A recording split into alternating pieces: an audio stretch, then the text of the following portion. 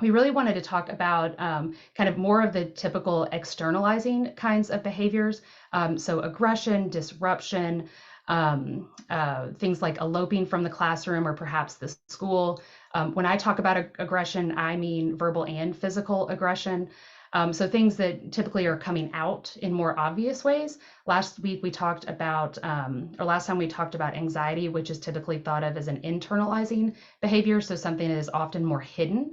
Um, and I think when we sort of consider how to think about and approach aggression, this is hard, right? So right now, I am thinking of the behaviors that are oftentimes the most challenging behaviors for teachers, administrators, and others to address within the school context.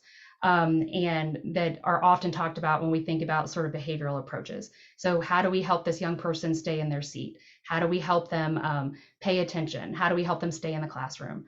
And here again, kind of from a trauma responsive lens, I think it's important that we try to assume that people are doing the best they can. So, teachers, students, ourselves, other people, parents, and guardians.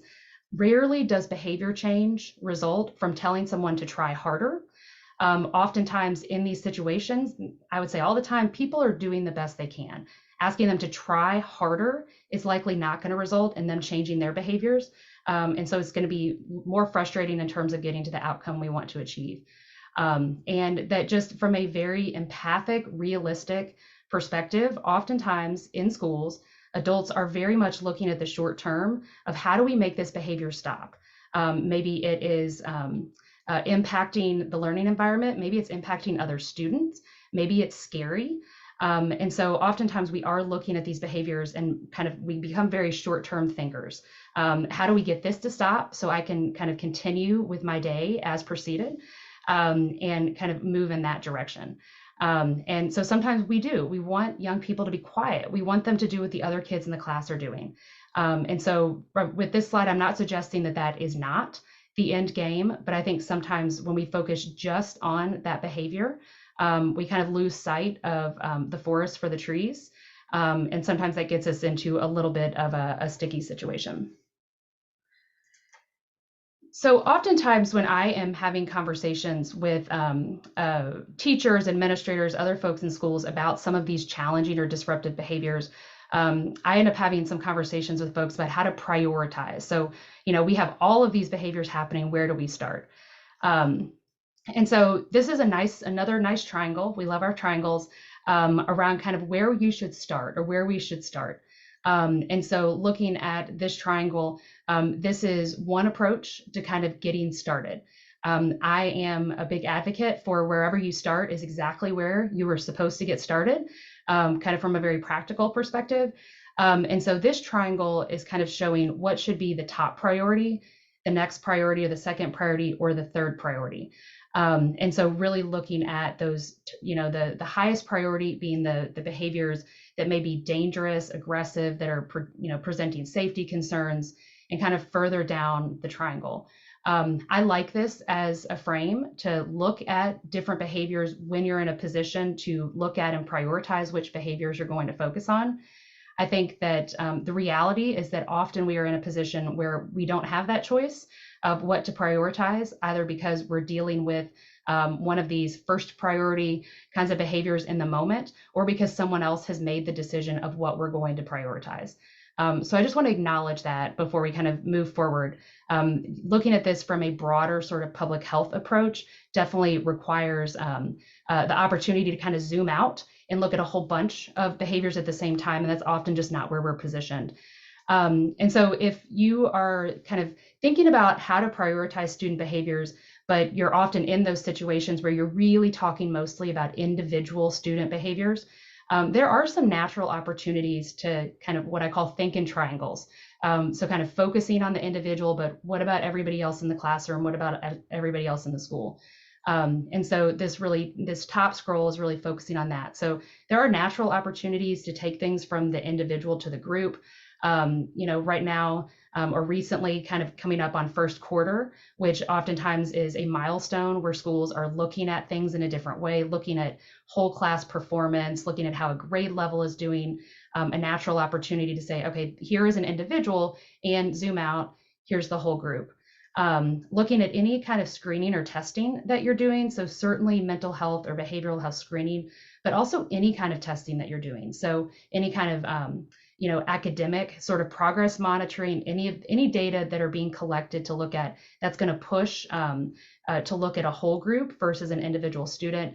Parent-teacher conferences are another great time, and really class anything. So a class trip, a class party, again, that's going to lead us to sort of focusing on that whole classroom. The other kind of strategy that I've used in the past that seems to have been effective is, so I'm talking about an individual student and what could happen in that classroom maybe to change or to support behavior change. And so that is the issue at hand, but then my response might actually be to focus on strategies that can benefit the entire classroom. And so that way, the challenge, the priority is an individual, but then my response is going to be focusing more on the classroom-wide sorts of approaches. And again, the priority is subjective. Priority depends on who you are and how you're positioned in the conversation. And so I think a lot of times we forget about what a student's priority might be.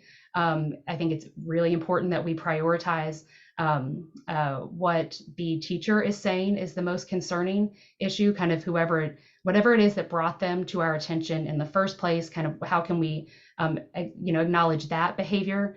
The example here is, oftentimes there might be what we would call a first priority behavior. So maybe a dangerous or at least aggressive behavior, but the behavior that the teacher really wants to focus on is closer to the bottom of this triangle. And that is just really irritating, and it irritates them day in, day out. And they just need that behavior to reduce so that then they can start focusing on the other behaviors. And I think that's okay. I think that, again, we're human, and that having that conversation and figuring out how to prioritize different approaches really is subjective. Okay.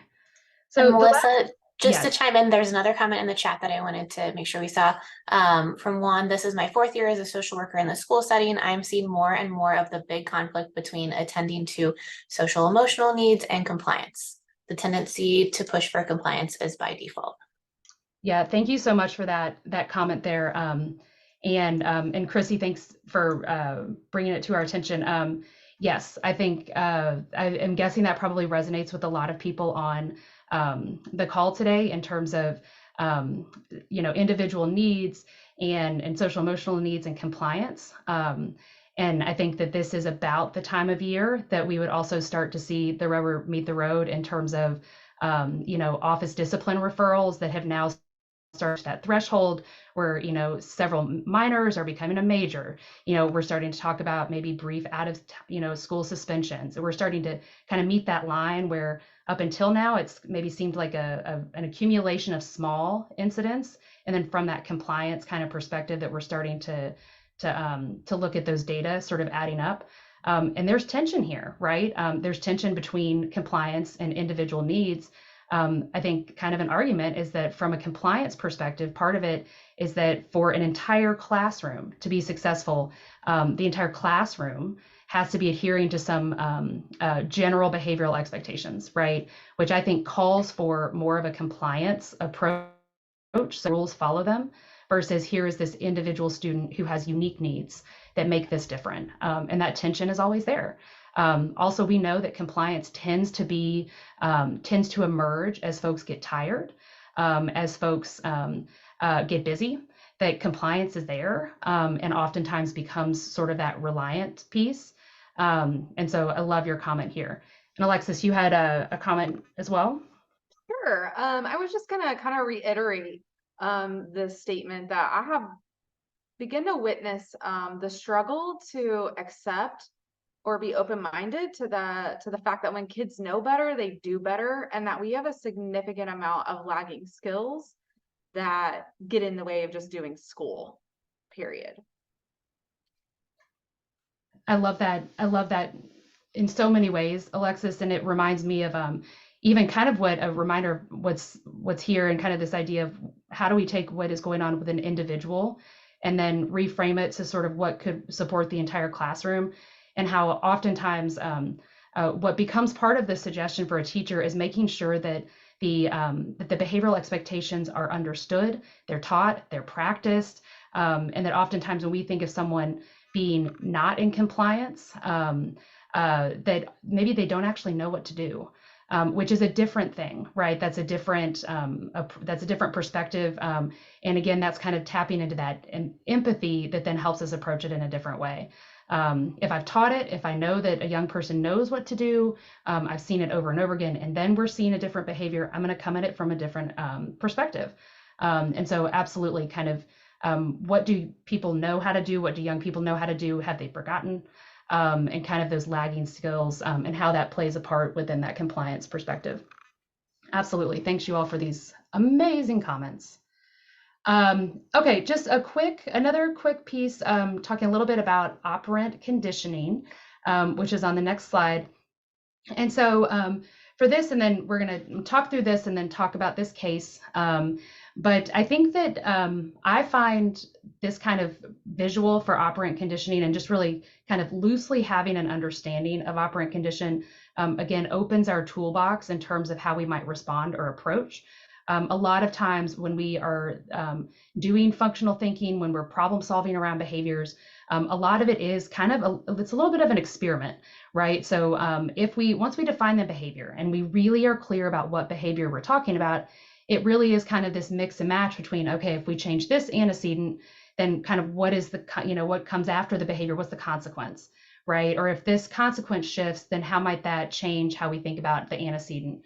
And these are just a few different ways to kind of approach that from an operant conditioning theoretical stance. And so this idea of positive reinforcement, positive punishment, negative reinforcement, this might be bringing back, Psych 101 days when kind of learning about the language. I'm not sure that the actual language, so is it negative punishment or negative reinforcement, is really all that helpful. I think what we're looking at is, are we giving something or taking it away?